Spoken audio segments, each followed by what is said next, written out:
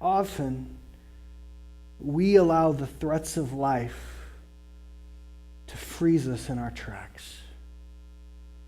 And they could be threats that someone literally makes against us, like the leaders made against Peter and John here. They could be verbalized threats, or they can just be perceived threats. Oh, if I do this, this will happen. If I go here, what will they think of me? If I say that, what will they do?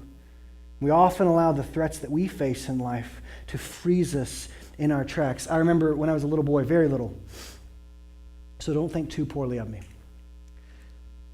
I remember I had seen Empire Strikes Back. And as awesome as that movie was to me, I remember being terrified by Yoda. That got creepy. I mean, he's this guru, he's this master, right? He's got all this insight, but that guy is creepy looking to like a little boy, a little child, you know? And I remember the house we grew up in. It wasn't a big house, it was a pretty small house, but it had this long hallway in it.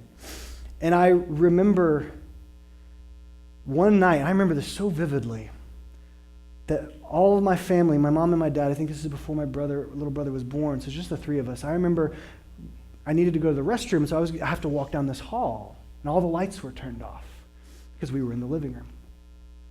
And I remember as plain as day, looking as I stood at the edge of our hall down all the way to the end of that hallway to where we had a closet.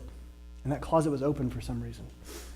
And I remember being a little boy and seeing Yoda standing at the end of my hall. He came for me. I remember being so terrified that I wouldn't go down the hall. And I remember getting my dad and asking him to walk me down the hall.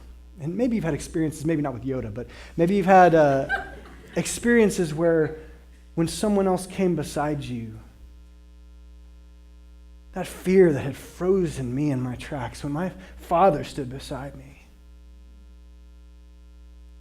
when he was willing to walk me down this hall, right, where I perceived this terrible threat, this fear that had frozen me in my tracks. When my daddy walked beside me, all that fear went away. Someone, at least in my little mind, someone bigger than the threat was beside me. Someone bigger than what was threatening me and what was scaring me and was causing me to have fear instead of faith. Someone bigger was standing next to me.